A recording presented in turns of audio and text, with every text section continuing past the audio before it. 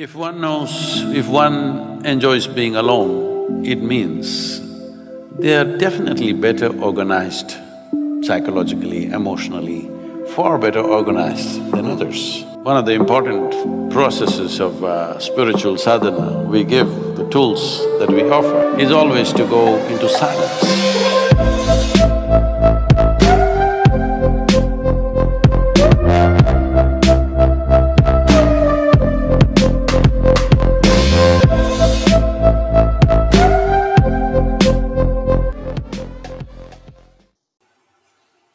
Personally, I've spent a lot of time by myself in the jungles of southern India, in the Himalayas. Now every year I spend time in Tibet. These days it's very difficult for me to be alone people are all the time. And do you like that? Is that something that you now seek, that time alone, or I'm at my best when I'm alone. Ah. And why is that? Why do you think that is? Because I don't mess with myself.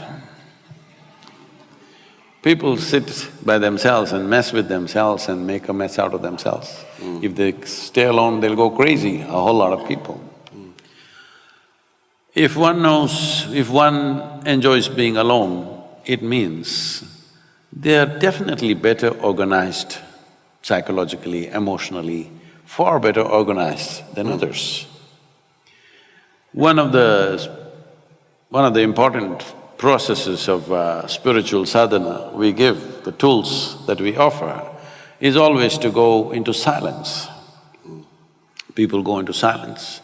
From 3 days to 3 years, 4 years like this, people go on silence, not saying a word to anybody. Well, in today's world where if they're having breakfast, they must take a picture of the breakfast, I'm having breakfast, if I'm going to the toilet, I'm going to the toilet. And when this is the world, to just shut up and sit in one place takes a lot. Initially it looks like a struggle, but once you really taste what it is, you can't be without it. You just can't be without it. So it's like this. If I shut myself up once in a way from everything around me, because otherwise I'm 7 days of the week, 365 days, 22 hours a day, I'm on. So, if I shut myself, I don't read anything, I don't watch television, I don't use the phone, I don't even look out of the window. Because there is a phenomena of life within you which is far bigger than all the entertainment you have. Because most people are only living with their psychological drama of their own thought and emotion, they get bored, they want to do something else, they want interaction. But if you engage with the basic phenomena that you are you alive? I'm just asking. Hello? No, please look at this. Please look at this in 24 hours' time. How many moments are you really live? Most of the time you're just a bundle of thoughts, emotions, ideas, opinions, ideologies, prejudices, something other than life. If I just sit there, 4 or 5 days, I don't have a single thought in my mind, I simply sit. They are the best times. If I do that once, next few years, non-stop, no vacation, no holiday, no weekly holiday, no nothing, we just go on and on and on because once you touch the source of your life, the way the surface functions is almost… people around me think I'm superhuman. No, this is not about being superhuman, this is about realizing being human is super.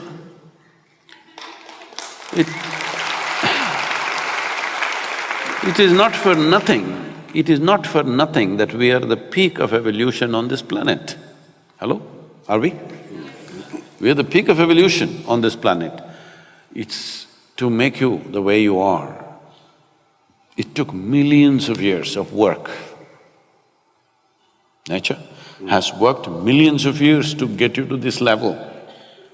But now all most human beings can do is complain.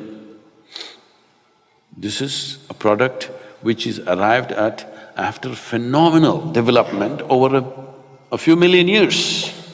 But now you're complaining about how it is because you've not explored the full depth and dimension of what a human being is.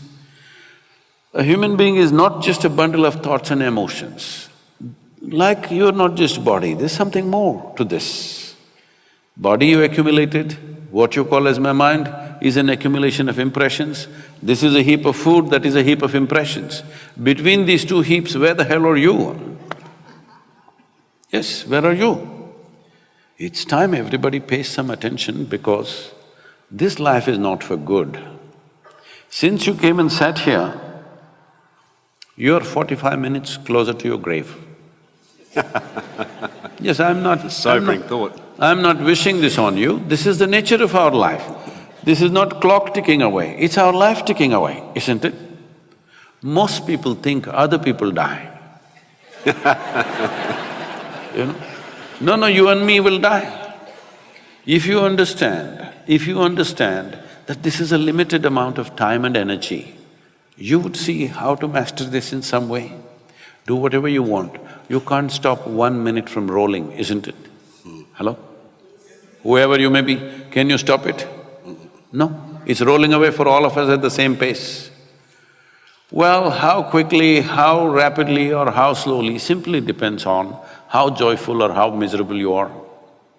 If you're… have you noticed this, on a specific day, you were very happy, 24 hours, poof, went off like a moment. Another day you were depressed, 24 hours feel like a eon. Yes or no? So only miserable people can have a truly long life. If you're really joyful, if you're very joyful, before you know what's happening, it gets over. For the possibilities that a human being has come with, if you live to be 100, it's really nothing. 100 is not a long life, 100 is nothing if you're really ecstatic, it'll just pass away like this in no time. If you're miserable, every day feels like 100 years. So time is a very relative experience, but the only thing that you can master is your energies. Energetically, if you are at a certain level of intensity, what somebody does in 10 years, you will do in 1 year. Because of this, the impact and the profoundness of your experience, in terms of experience, the profoundness of experience, in terms of activity and impact in the world, it may be like 1,000 years, though you lived only 100 years, simply because you have multiplied your…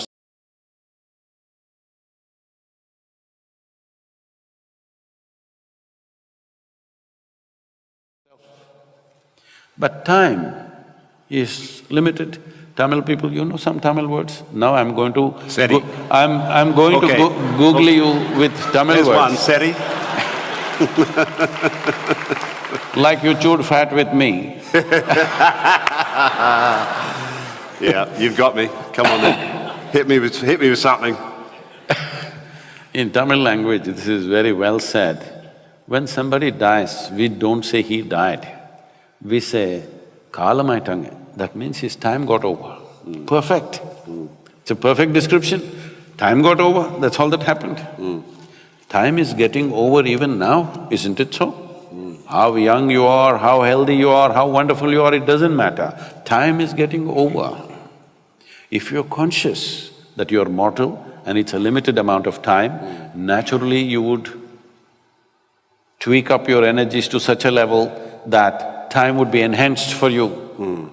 Otherwise, if you think you're here forever, you think you're an eternal being, then you have time for all kinds of rubbish that you don't care for. If you knew it is very limited, you wouldn't do one thing that doesn't matter to you, isn't it? Hello? Would you have… if you really knew, see, every day nearly 250,000 people die on this planet just by natural process. And you think those people are all thinking, tomorrow morning I will die? Hello? You think so? No.